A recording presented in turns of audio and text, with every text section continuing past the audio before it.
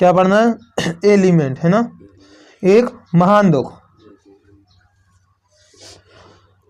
तो इस कविता के माध्यम से लेखक अपने अंदर के दुखों को बताना चाहता है कि जो हमारा पुराना समय था, सभी व्यक्ति के पास ये सबसे बड़ा दुख रहता है, क्या, कि जो दिन बीत गए उनकी यादें आती हैं और वो दिन वापस कभी लौट के नहीं आते हैं, कभी भी लौट के नहीं आ सकते हैं, अब और अधिक लौट के नहीं आ सकते हैं। तो उसी दुख के बारे में बताया गया है।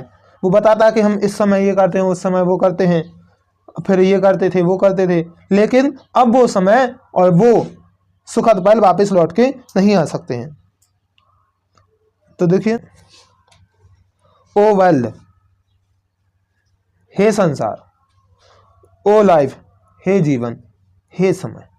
ओ टाइम मतलब हे समय, अरे संसार, अरे मेरे जीवन, अरे मेरा समय, अरे टाइम, हे समय। कौन सा समय, कौन सा संसार और कौन सा जीवन? On whose last step I climb. हे मेरे जीवन, हे मेरे संसार, कौन सा संसार? जिन पे, ऑन हुज, जिस पर, लास्ट स्टेप, मैं अंतिम स्टेप, अंतिम कदम, आई क्लाइंब, मैं चढ़ा हूं। जीवन के अंतिम कदम का समय या संसार, मेरे जीवन का संसार या मेरा जीवन, अरे मेरा समय, कौन सा समय? जिस पे वे अंतिम कदम चढ़ा हूं। अब अंतिम कदम चढ़ा हूं, इसका अर्थ क्या आएगा? On whose last step I climb, अंतिम पड़ाव धारण किए हूं। क्लाइंब मतलब होता है चढ़ना, यहां अर्थ क्या आ जाएगा? धारण किए हूं। अंतिम पड़ाव पर हूं या अंतिम पड़ाव धारण किए हूं, उस समय के लिए कहा है। हे मेरे संसार, हे मेरे क्या?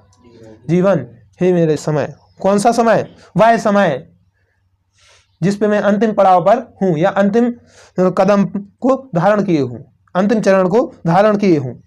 क्लाइंब मतलब क्या होता है? चढ़ना, उस पे बिल्कुल खड़े होना, है ना।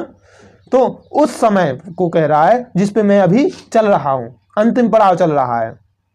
लास्ट स्टेप मतलब अंतिम चरण, वैसे तो लास्ट स्टेप मतलब होता है कदम, तो लास्ट स्टेप्स आई क्लाइंब, अंतिम पड़ाव जो कि मैं धारण किए हूं, वैसा समय, वो जीवन और वो क्या? संसार क्या है? देखिए आगे बताया है, उस संसार पे या उस समय पे जो मैं अभी अंतिम पड़ाव पर है, जो मेरे अंतिम पड़ाव पर है, या जो मैं अभी अंतिम कदम धारण किए हूं जिस पर, जिस समय पर। वो पहले देखो, ट्रेम्बलिंग एट दैट, मैं वहां पर क्या? ट्रेम्बलिंग मतलब कांप रहा हूं, ट्रेम्बलिंग मतलब कांप रहा हूं। एट दैट वहां पर, जहां, वेयर मतलब जहां, आई स्टूड बिफोर, जहां मैं पहले खड़ा हो जाता था। ये जो लास्ट स्टेप आई क्लाइंब, जीवन का अंतिम पड़ाव है जिस पे मैं बैठा हूं या धारण किए हूं, वहां क्या? ट्रेम्बलिंग, कांप रहा हूं। क्या कर रहा हूं? कांप रहा हूं। कहां कांप रहा हूं? जहां मैं पहले खड़ा हो जाता था। अब I had stood before, I had, तो हम इसका अर्थ ये नहीं बताएंगे कि खड़ा हो जाता था, ता और था, इस अर्थ में नहीं बताएंगे, क्योंकि यहां क्या लगा है? हैड, जहां मैं पहले खड़ा हुआ था। तो आज मैं जीवन के उस अंतिम कदम पर या अंतिम पड़ाव पर ठहरा हूं जहां मैं कांप रहा हूं, अंतिम पड़ाव पर कांप रहा हूं जहां मैं पहले खड़ा हुआ करता था, जहां मैं पहले खड़ा हुआ करता था वहां पर आज मैं कांप रहा हूं। When will return the glory of your prime? When मतलब कब, will return लौटेगी, the glory मतलब वैभव, of your prime, your prime मतलब अपने, और प्राइम मतलब होता है युवा अवस्था के सुखद पल, युवा अवस्था के सुखद पल। तो युवा अवस्था के सुखद पल कब लौटेंगे? When will return the glory of your prime, युवा अवस्था के सुखद पल कब लौटेंगे? नो मोर, और अधिक नहीं। नो मोर। इसका अर्थ आएगा अब और अधिक सुखद पल प्राप्त नहीं होंगे। जैसे कि हम बोलते हैं कि क्या तुम आगरा गए हो, और हमने आंसर दिया सिर्फ एक शब्द में, नहीं, नो। हमने आंसर क्या दिया? एक शब्द में, नो। तो उसका पूरा अर्थ क्या आएगा? नहीं, मैं आगरा नहीं गया हूं। आएगा कि नहीं? तो ऐसे इसका अर्थ आएगा नो मोर। अब वो सुखद पल और अधिक लौट के नहीं आएंगे। ओह नेवर मोर, अरे कभी नहीं आएंगे, कभी नहीं आएंगे। समझ में आ रहा है?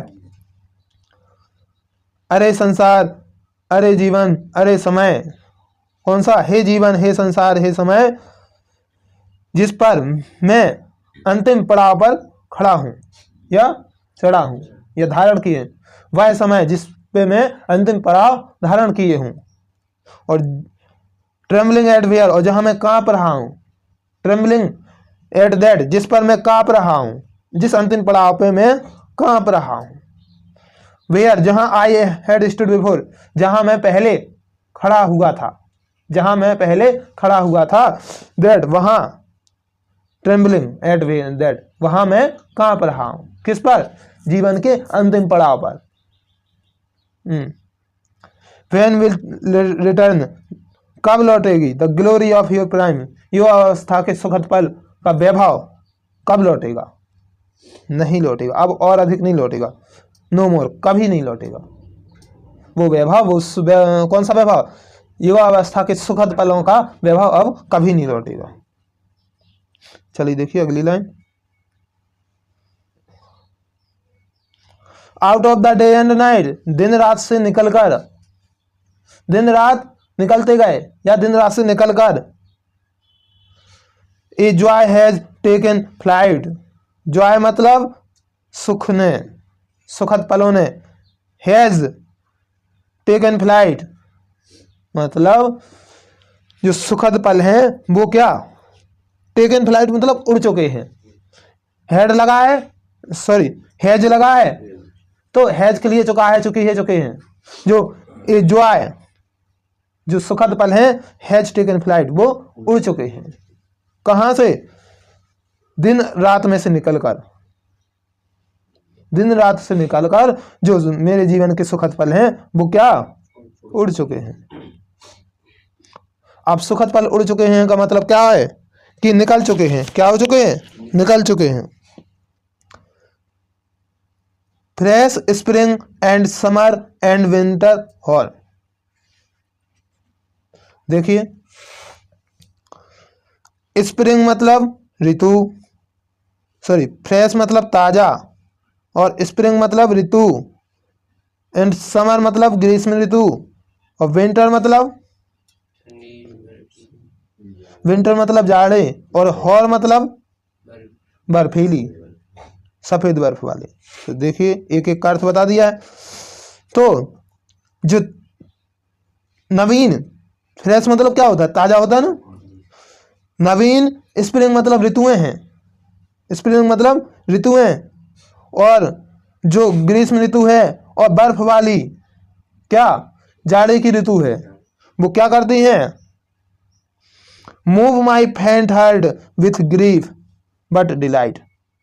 मूव मतलब हिलाना होता है, लेकिन यहां अर्थ आएगा हलचल, हलचल पैदा कर देती है। माई फेंट, फेंट मतलब होता है बेहोश।